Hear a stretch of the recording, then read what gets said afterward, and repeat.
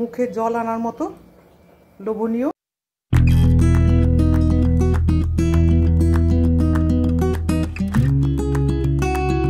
নমস্কার বন্ধুরা, নমিতাস kitchen and blog চ্যানেলে আপনাদের সকলকে স্বাগত। আজকে আমি মুখে জল আনার মতো লোভনীয় একটা রেসিপি বানাবো, টমেটোর চাটনি। তাহলে রেসিপিটা পুরো দেখতে থাকুন।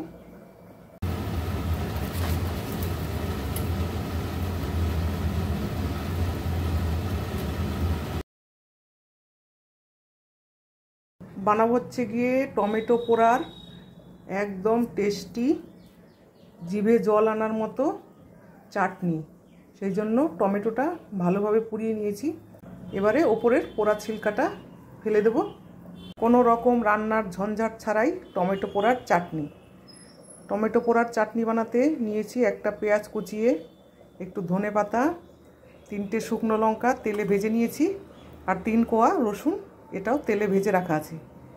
এবার এই সব কিছু একসঙ্গে আগে মেখে নেব। লঙ্কার বীজটা ফেলে দিচ্ছি। শুকনো লঙ্কার বীজ খেলে পেটে ব্যথা হতে পারে, সেই জন্য বীজটা মাঝখান থেকে ফেলে দিলাম। 3টেরই ফেলে দেবো।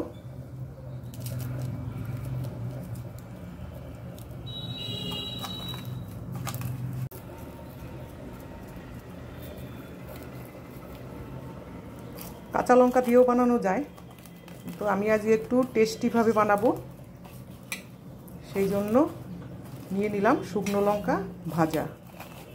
রসুনটাও এর সঙ্গে থেতো করে নেব।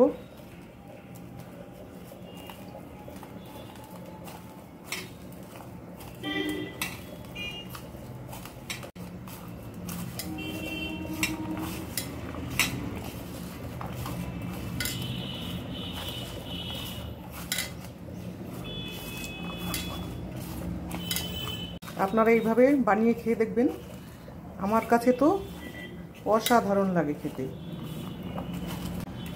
শুধুও খেতে পারেন, ভাত, রুটি, পরোটা যার সঙ্গেই খান না কেন, খুবই ভালো লাগে খেতে। এবারে টমেটোটা দিয়ে দেবো।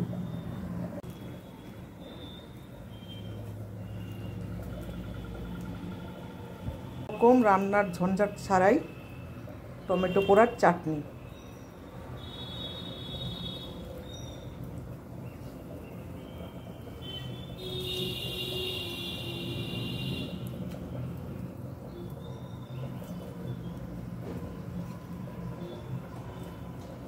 খুব সুন্দরভাবে টমেটোটা পুড়েছে।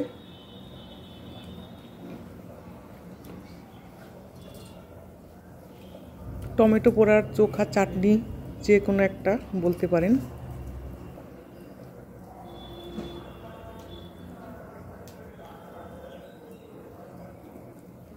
এবারে সব কিছুর সঙ্গে মাখিয়ে নেব। আর লাগবে একটু কাঁচা সর্ষের তেল। এবারে দেব একটু কাঁচা সর্ষের তেল। টমেটোর মুখের কাছে পোড়ানোর পরেও যে শক্ত ভাবটা থাকে সেইটা ফেলে দিলাম। পরিমাণ মতো নুন তো আগেই দেয়া আছে। সর্ষের তেলটা দিলে আরও দ্বিগুণ টেস্ট বেড়ে যায়। খুব সুন্দর একটা সেন্ট বেরিয়েছে। এবার একটু খেয়ে দেখি ঠিকঠাক মতো সব কিছু হয়েছে কিনা।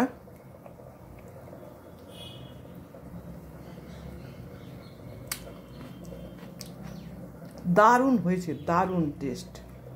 আপনারা অবশ্যই বানিয়ে খেয়ে দেখবেন। আর আমার এই টমেটো পোড়া রেসিপিটা আপনাদের কেমন লাগলো অবশ্যই জানাবেন।